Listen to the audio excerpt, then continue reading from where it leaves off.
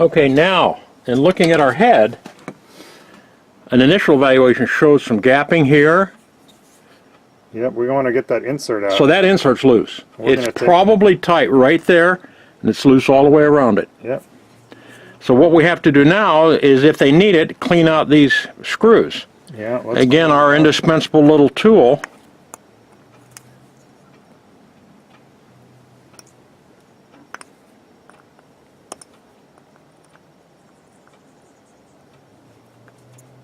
Okay, so what are we seeing here? You said you just noticed something. I've cleaned these out, and I've identified a screwdriver that's going to work to set into those screws so it doesn't strip them out.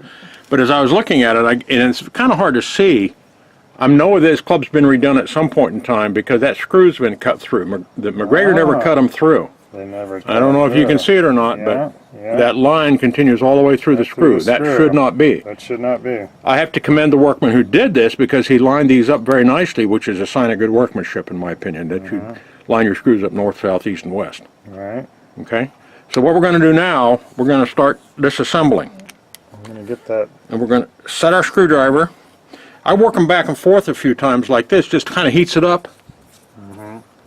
And if you weren't able to get these screws out, then you could easily apply heat. We're going to apply heat. I'll show you how to do that. We'll do it for grins and giggles. All right.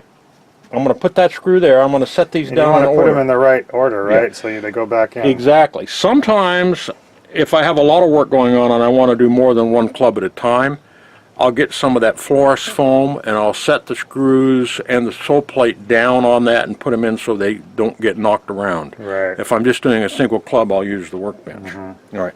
If we needed to heat one of these up, you can buy for 20, 25 bucks one of these mini torches. Right.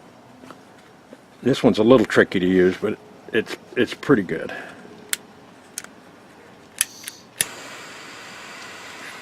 And would you just apply that heat to the screwdriver? Very carefully. No, on this one, you want to be careful because you don't want to burn the Soleplate. I actually go just outside the screw because if I get too close to the wood, it'll burn the wood. And it sometimes doesn't take a lot of heat. You can move it a little bit. We'll do two at one time. This is good for clubs that have been epoxied and maybe have been redone at one point in time. Anyway, we're going to assume that's enough, and we'll start this one here, and it really does make them come out a lot easier. Yeah, it sure does.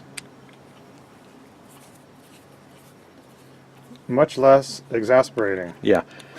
These were not epoxy. This is, I did that as a demo only.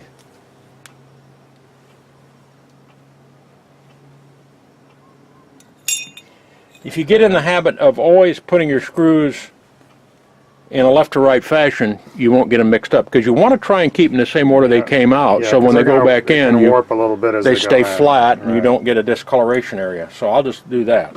Now, looking at this is an interesting block. What do you note about that? Yeah, we don't have any lead. There's no lead in it. With only the lead's coming in the back. So that's probably a heavy, fairly dense block. But this is the other thing we see here. We very surely have got a loose insert. At least one that needs to come out and be reepoxied. Yeah, we're going to take out that insert. So now to do that, we have to take these screws out. Right, we got 4 more screws. At this point in time, if I needed to heat these, I'd heat a screwdriver and do it that way. Because you don't want to burn the insert. You don't want to burn the insert. But let's just see if they'll come. Usually the old McGregors, now is that the same screwdriver that you're using same one. For the Soleplate? Commercially available. I got this at Home Depot. I think they still make them. These tips come in and out. You got a flat tip on one side, and they usually give you one other smaller bit that fits in the end. This one's been used. I'm about due for new ones. All right, so we'll take this screw out. Now, there's no reason, if you don't have a collection of screws, you can certainly use these screws again. Even though they've been cut through, that doesn't mean they're not usable. Again, I'll do the same thing. There's the crown center.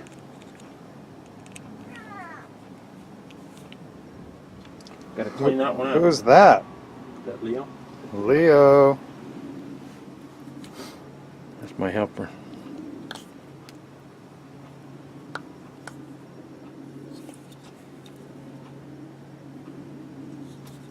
If these break, you just sharpen them again.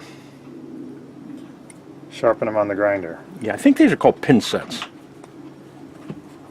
Pretty easily. All right, the screws are out. And while this is still here, this insert's actually loose, but what I'm going to do while it's here and there's no screws in the way, I'm very carefully going to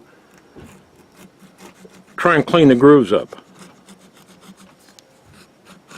So it's easier to do that. It's easier, especially While it's over in the the screw club. hole. Yeah, it really is. Because you don't have to put the insert in a vise that way by Exactly. itself. I mean, it can be done. It's not that difficult, but this just is a usable point in time to do this. You want to be careful with Now let's this. talk about this blade on your. Now, this Commercially is available. Just a regular number 12 It's a carbon. you could, what I do. What's interesting. It doesn't much matter what you use. What you're file going. down those edges a little I bit. file the edges down on a Yeah. grinder so that you don't get so that you got a straighter line, because I don't want it too wide. You don't want it too wide. So pretty thin. These are pretty thin. Pretty thin. You want to be careful.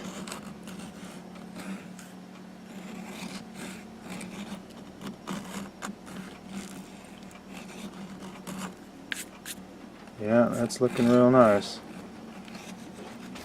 Okay, so we got the insert out. This one actually is loose. This one's come out. It wasn't really glued in or epoxied in or anything. Doesn't maybe a little bit of something in there, huh? Sometimes what I'll do is I have a hand countersink and I'll just clean out those screw holes a little bit.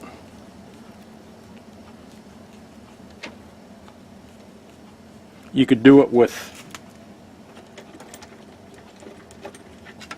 a countersink and a drill. You don't necessarily have to have that tool. It's just one I have. Okay, so you're going to just kind of clean up those. Just as an alternative, you can do it manually or you can do it this way. Just be careful. You don't want to get too deep unless the insert's been worked and you want to set the screw up for the proper diameter. Sometimes they'll be worked and one screw will be much smaller. And when it's much smaller, you may want to re-drill it out so that from appearances standpoints it looks a little better. Okay, we have... Now what if that insert didn't come out? What would you do? Well, let's assume it didn't. I'm going to take the club like this. Here's a special tool they used to sell. I don't know that you can get these anymore or It not. looks like a small chisel. Basically. But it's a much thinner, hard Much blade. thinner than a regular chisel. I'll insert that in the back. And you would do that only from the bottom side. Only here, from so the that- bottom, so never you're from not the top. damaging it from And the then top. tap it lightly with a hammer, And it should pop out. and it'll pop out. It'll pop And these can be difficult. Sometimes you have to use two of these. I have a pair. Now what if it's been epoxied in by somebody in the past? If it's been epoxied and it's not loose, you're probably faced with the prospect of cutting it out with a hacksaw. you might have to cut it out if A it's hacksaw and a chisel. because just you can't a lot of really put heat on the And there's not insert. much You're gonna- reason that you'd want to take it out unless you were going to change to maybe a gamma fire. which I would prefer Or a because different I'm hitting color. those gamma fires. So to take, and I've done that. What you do is you come in about 1/8 of an inch and hit it with your hacksaw. Careful not to go into the wood at the top. Do it in 3 or 4 places, and then just and then just gently check work that. a hand chisel to take it Can't out. Chisel it out, yeah. Just have to be careful. It just takes a little time. Makes sense.